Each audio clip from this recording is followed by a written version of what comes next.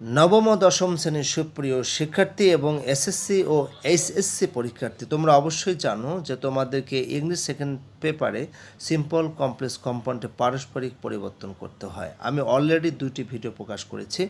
যদি এই 2টি ভিডিও তোমরা না দেখে থাকো অবশ্যই দেখে নেবে, তারপরে এই 3 নম্বর ভিডিওটি দেখবে, তাহলেই তোমরা খুব সহজেই সিম্পল কমপ্লেক্স কম্পাউন্ড এর পারস্পরিক পরিবর্তন করতে পারবে। তাহলে শুরু করছি। আজকে আমরা আলোচনা করব 10 নম্বর রুলস। সিম্পলে রয়েছে subject plus verb, adjective plus অ্যানাপ, টু প্লাস মেইন ভার্বের প্রেজেন্ট ফর্ম। যদি আমরা এটাকে কমপ্লেক্স করতে চাই তাহলে অবশ্যই আমরা সিন্স বা অ্যাস নেব। সিন্স অথবা অ্যাসে বাংলা অর্থ হচ্ছে যেহেতু, এরপরে আমরা সাবজেক্ট নেব, এরপরে ভার্ব নেব, অর্থ অনুযায়ী আমরা ভেরি নেব। অর্থাৎ এখানে যে অ্যানাপ রয়েছে এই অ্যানাপের পরিবর্তে আমরা ভেরি নেব। এরপরে আমরা অ্যাডজেক্টিভ নেব, তারপরে সাবজেক্ট প্লাস ভার্ব নেব। কারণ আমরা জানি কমপ্লেক্সে 2টো সাবজেক্ট 2টা ভার্ব এবং কম্পাউন্ডে কিন্তু 2টো সাবজেক্ট 2টো ভার্ব। যখনই আমরা কমপ্লেক্সটা করে ফেলবো তখন কম্পাউন্ডটা একদমই ইজি। শুধুমাত্র 2টো সেন্টেন্সের মাঝখানে আমরা কী নেব, কানেক্টর হিসেবে অ্যান্ড নেব। ঠিক আছে, তাহলে এখন আমি এখানে এক্সাম্পল দিচ্ছি যে he is strong enough to carry the Lord. অর্থাৎ সে বোঝাটি বহন করতে যথেষ্ট শক্তিশালী। তো এখানে স্ট্রং অ্যানাপ, অর্থাৎ এখানে অ্যানাপ রয়েছে, তাই আমরা অবশ্যই কমপ্লেক্স করার জন্য সেন্স নেব এবং সাবজেক্ট এখানে হি নেব, ইস নেব। ভেরি স্ট্রং, অর্থাৎ অ্যানাফের পরিবর্তে আমরা নিলাম ভেরি স্ট্রং। এরপরে কি হবে, he can carry the load, অর্থাৎ এরপরে আমরা সাবজেক্ট নেব এবং এখানে একটা মডাল অর্থ অনুযায়ী আমরা নিয়েছি ক্যান। আমরা এখানে ক্যান নিয়েছি কারণ এখানে সামর্থ্য বোঝায়, তাই এখানে আমরা ক্যান নিয়েছি। He can carry the load. যখন আমরা কমপ্লেক্স করে ফেলবো তখনই এখানে আমরা 2টো সেন্টেন্সের মাঝখানে অ্যান্ড নেব। He is very strong and he can carry the load, অথবা হি ক্যারিজ দ্য লোড। এখানে তোমাদের জন্য প্র্যাকটিস এখানে দেওয়া রয়েছে, তোমরা অবশ্যই এগুলো প্র্যাকটিসগুলো করে ফেলবে। এখানে 10টি প্র্যাকটিস রয়েছে, অবশ্যই করবে। এরপরে 11 নাম্বার, খুবই একটা গুরুত্বপূর্ণ রুলস। 11 নম্বর রুলসের শুরুতে কিন্তু রয়েছে ভার্ব যদি অ্যাক্টিভ ভয়েস হয়, অর্থাৎ 11 নম্বর রুলসটা হচ্ছে রিলেটিভ প্রোনাউনের। আমরা কমপ্লেক্স সেন্টেন্স থেকেই শুরু করব। তো এখানে প্রথমে রয়েছে দ্য অ্যান্টিসিডেন্ট, এরপরে হু অথবা হুইজ অথবা দ্যাট, এরপরে অ্যাক্টিভ ভয়েসযুক্ত ভার্ব, অর্থাৎ এখানে অ্যাক্টিভ ভয়েস থাকবে, এরপরে বাকি অংশটা থাকবে। আমরা জানি যে অ্যান্টিসিডেন্ট যদি ব্যক্তি হয় তাহলে এরপরে আমরা হু নিই, বিষয় বা ঘটনা বোঝালে হুইজ বা দ্যাট নেই। তো যদি কমপ্লেক্স সেন্টেন্সে অ্যান্টিসিডেন্টের পরে এখানে যে প্রোনাউনটা থাকবে এরপরে যদি অ্যাক্টিভ ভয়েস দেওয়া থাকে সেক্ষেত্রে আমরা কিভাবে সিম্পল করব। একদমই সহজ। এখানে সিম্পল করার জন্য এখানে যেটা দেওয়া থাকবে অ্যান্টিসিডেন্ট সেটা আমরা লিখব। হু, হুইজ বা দ্যাট এটা আমাদের বাদ দিতে হবে। আর একটি ভয়েসযুক্ত ভার্বটি মেইন ভার্বে প্রেজেন্ট ফর্মের সাথে আমরা আইএনজি যোগ করব। এক কথায় একটি ভয়েস যদি দেওয়া থাকে তাহলে অবশ্যই সেই ভার্বের প্রেজেন্ট ফর্মের সাথে আমরা আইএনজি যুক্ত করব। যখন আমরা সিম্পল করব অবশ্যই এখানে যে প্রোনাউনটা রয়েছে রিলেটিভ প্রোনাউন হু, হুইজ, দ্যাটটা আমরা উঠে দেব। যেমন এখানে the man who worked well in the office had got an award. যে লোকটি অফিসে ভালোভাবে কাজ করেছিল সে একটা পুরস্কার পেয়েছিল। তো আমরা এখানে দেখতে পাচ্ছি যে অ্যান্টিসিডেন্ট এখানে দ্য ম্যান, এরপরে আছে হু, হুয়ে পরে এটা কিন্তু অ্যাক্টিভ ভয়েস রয়েছে, অর্থাৎ এটা অ্যাক্টিভ ভয়েস মানে হচ্ছে 12টি টেন্সে যে কোনো একটা টেন্সে এখানে দেওয়া থাকবে, এটা হচ্ছে অ্যাক্টিভ ভয়েস। আমরা বলতে পারি 12টি ভয়েসই হচ্ছে অ্যাক্টিভ ভয়েস। ওকে, তো এখন এখানে ওয়ার্কটা দেওয়া আছে অর্থাৎ অ্যাক্টিভ ভয়েসে দেওয়া আছে। তো নিয়মটা হচ্ছে আমরা যখন সিম্পল করব অবশ্যই হুটা বাদ দেব, তাহলে বাদ দিলে কী থাকছে দ্য ম্যান, এবং যেহেতু এটা অ্যাক্টিভ ভয়েসে রয়েছে ওয়ার্কড, আমরা এটার প্রেজেন্ট ফর্মের সাথে কী করব, আইএনজি যুক্ত করব। দ্য ম্যান ওয়ার্কিং ওয়েল, এরপরে যা থাকবে সেন্টেন্সে বাকি অংশটা আমরা লিখব। তাহলে কি দাঁড়াচ্ছে, the man working well in the office had got an award. এখন যখন আমরা কমপ্লেক্স থেকে কম্পাউন্ড করব অথবা সিম্পল থেকে কম্পাউন্ড করব, অবশ্যই সিম্পল থেকে কম্পাউন্ড করলে অবশ্যই আমাদেরকে দুটো সাবজেক্ট দুটো ভার্ব করতে হবে। তবে সিম্পল থেকে কম্পাউন্ড করার আগে যদি আমরা সিম্পল থেকে কমপ্লেক্সটা করে ফেলি তাহলে কম্পাউন্ড করাটা সহজ হবে, কারণ দুটো সেন্টেন্সের মাঝখানে শুধু আমরা কী নেব, অ্যান্ড নেব। যেমন এখানে আছে the man worked well in the office and he had got an award, অর্থাৎ লোকটি অফিসে ভালোভাবে কাজ করেছিল এবং তিনি একটা পুরস্কার পেয়েছিলেন। তো আসলে এভাবেই সিম্পল সেন্টেন্সের আমাদের করতে হবে। সেটি হচ্ছে রিলেটিভ প্রোনাউন যুক্ত কমপ্লেক্স সেন্টেন্সে আমরা কি করলাম, সিম্পল করলাম এবং কম্পাউন্ড করলাম। এখন আরেকটি রয়েছে বিশেষ লক্ষণীয়, সেটা একটু খেয়াল করি। হু, হুইচ, দ্যাটের পর অ্যাম, ইজ, আর, ওয়াজ, ওয়ার থাকলে, এর পরে অ্যাডজেক্টিভ থাকলে, নাউনযুক্ত অ্যান্টিসিডেন্টের আগে অ্যাডজেক্টিভ নিয়ে সিম্পল সেন্টেন্সে রূপান্তর করতে হবে বা করা যায়, ঠিক আছে। অথবা হু, হুইচ, দ্যাট বাদ দিয়ে শুধু অ্যাম, ইজ, আর, ওয়াজ, ওয়ারের পরিবর্তে আমরা বিং নেব, নিয়ে সিম্পল সেন্টেন্স রূপান্তর করব। দুটোই আমরা করতে পারি। যেমন আমরা এটা কি করব, কমপ্লেক্স থেকে যখন আমরা সিম্পল করব। এখানে এক্সাম্পলটা তোমরা দেখো, the student who is brilliant has cut a good figure in the exam. এখানে তোমরা দেখতে পাচ্ছ এখানে হু রয়েছে এবং হুয়ের পরে আমরা এখানে দেখতে পাচ্ছি ইজ ব্রিলিয়ান্ট। এখানে ব্রিলিয়ান্টটা কিন্তু হচ্ছে অ্যাডজেক্টিভ, এটা কিন্তু হচ্ছে অ্যাডজেক্টিভ। তো এটা আমরা কিভাবে করতে পারি, এখানে যে স্টুডেন্ট আছে নাউনের আগে কিন্তু আমরা অ্যাডজেক্টিভটা নিতে পারি, পরে আমরা হুটা কি করব, বাদ দেব। এটা কি হবে, দ্য স্টুডেন্ট অর্থাৎ the brilliant student has cut a good figure in the exam. অথবা আমরা হুটা বাদ দেব, আমরা 1 নম্বর নিয়মে যেভাবে শিখেছি অ্যাম, ইজ, আর, ওয়াজ, ওয়ারের পরিবর্তে কী নেব, বিং নেব। তাহলে কি দাঁড়াবে সিম্পলটা, the student being brilliant has cut a good figure in the exam.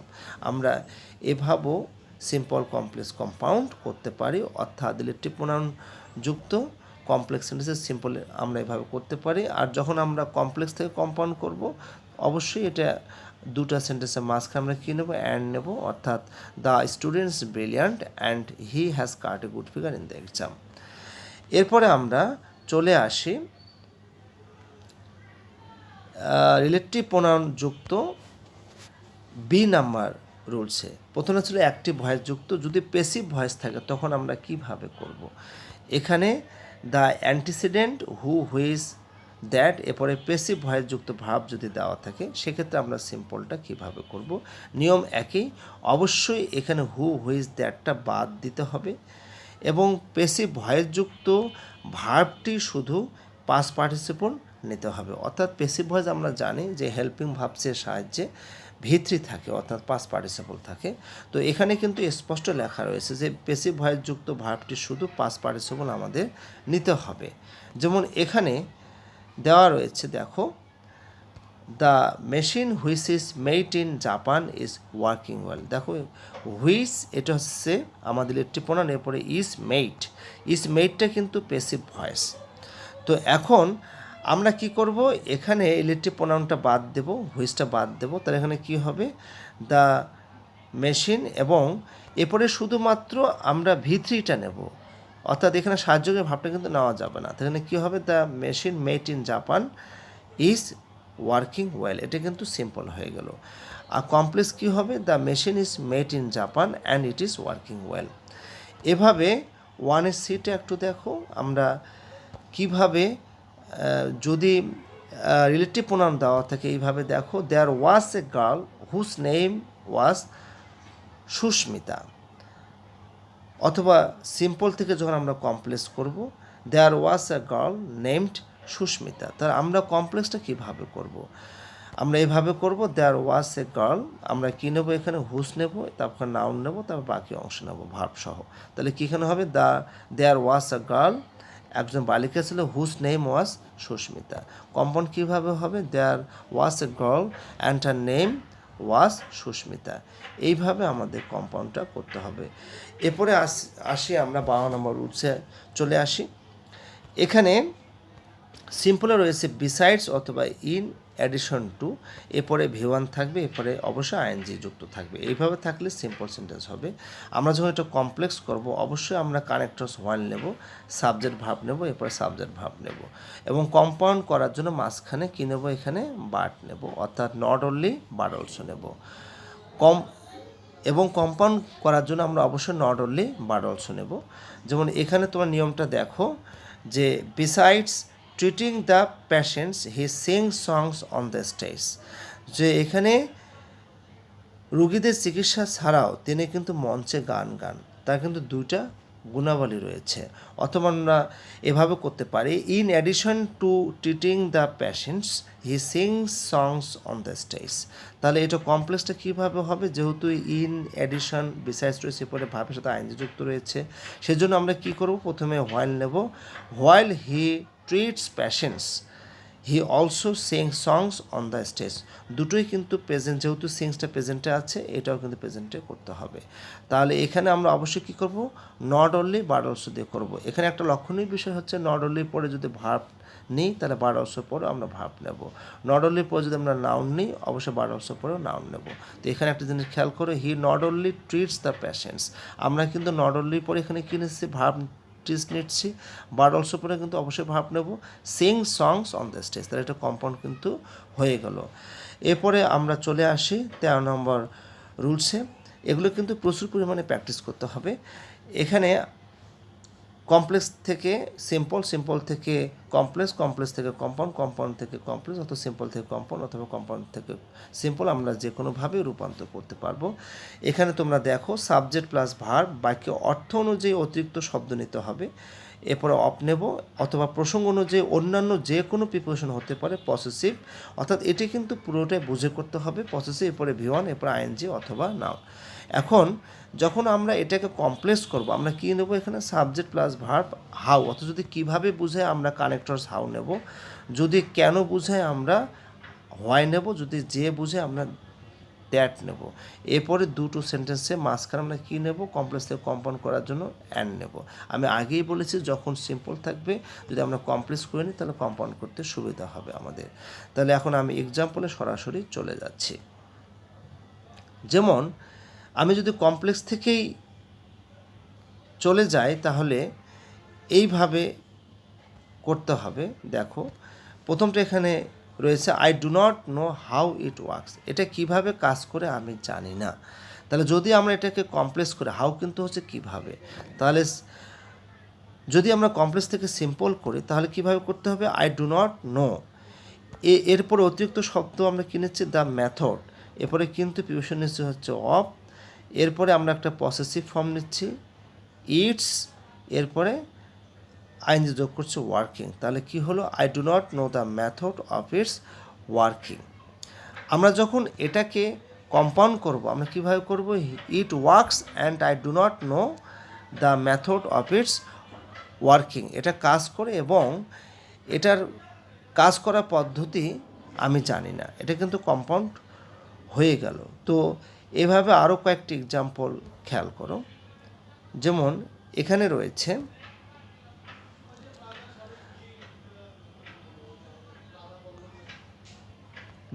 রয়েছে, I am sure of his success, আমি তার সফলতা নিশ্চিত। তাহলে এটার ইয়াটা কী হবে, কমপ্লেক্সটা কী হবে, I am sure that he will succeed, আমি নিশ্চিত যে সে জীবনে উন্নতি করবে। এবং কম্পাউন্ড কী হবে, he will succeed and I am sure of it, সে উন্নতি করবে আমি এই বিষয়ে নিশ্চিত। ঠিক আছে, এখন এখানে দেখো এখানে আরেকটি কমপ্লেক্স রয়েছে, হি ডাজ নট নো, সে জানে না, why he fails in the exam, কেন সে পরীক্ষায় ফেল করে সেটা সে জানে না। তার মানে সে পরীক্ষায় ফেল করার কারণটা সে জানে না। তাহলে এটা সিম্পল কী হবে, he does not know the reason, আমরা কিন্তু অফ নিচ্ছি এখানে, of his failure in the exam. এটা কম্পাউন্ড কী হবে, he fails in the exam and he does not know the reason of it. তো এরপরে আমরা 14 নম্বর রুলসে চলে আসি।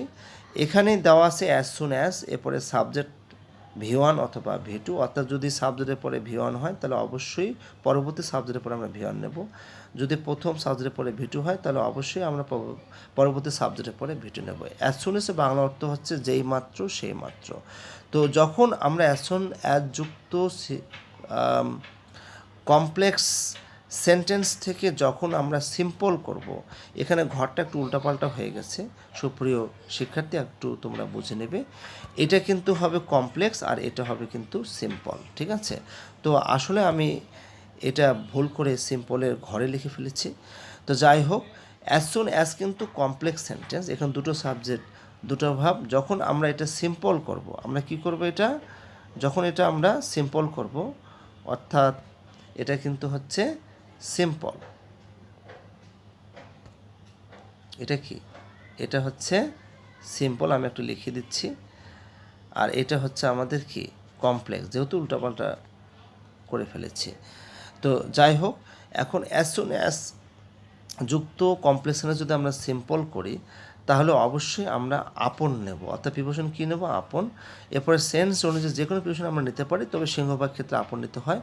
এরপরে আমরা পসেসিভ নেব, নাউন নেব রুলস অনুযায়ী, এরপরে সাবজেক্ট ভার্ব নেব, ঠিক আছে?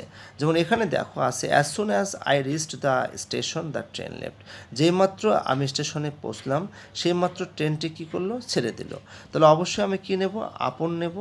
এরপরে আই এ পসেসিভ ফর্ম মাই নেব। এবং এখানে এই দুটো সেন্স যে আই রিচ দ্য স্টেশন, তাহলে কী হবে? আমি কী নিলাম এখানে? Upon my arrival at the station the train left. আর কম্পাউন্ড কী হবে? I reached the station and the train left. এভাবে দেখো, as soon as it started raining he started singing. তাহলে একই রকম হবে, upon the start of the rain he started singing. এটা সিম্পল, এটা হচ্ছে কমপ্লেক্স। কম্পাউন্ড কী হবে? It started raining and he started singing. এভাবে দেখো আরেকটি, as soon as we reached the exam hall the bell rang. তাহলে এখানে হবে upon our arrival at the exam hall the bell rang. এবং কম্পাউন্ড হবে we reached the exam hall and the bell rang. তো এইভাবে কিন্তু as soon as যুক্ত complex সেন্টেন্সে আমরা সিম্পল করার জন্য আপন প্রিপোজিশন নেব এবং সেন্স অনুযায়ী যে কোনো প্রিপোজিশন নিতে পারি, এবং এর পরেগুলো কিন্তু অর্থ অনুযায়ী আমাদের অতিরিক্ত শব্দ নেব, ঠিক আছে? তাহলে অবশ্যই তোমরা পুরো 14টা রুলস আসলে বুঝতে পেরেছ।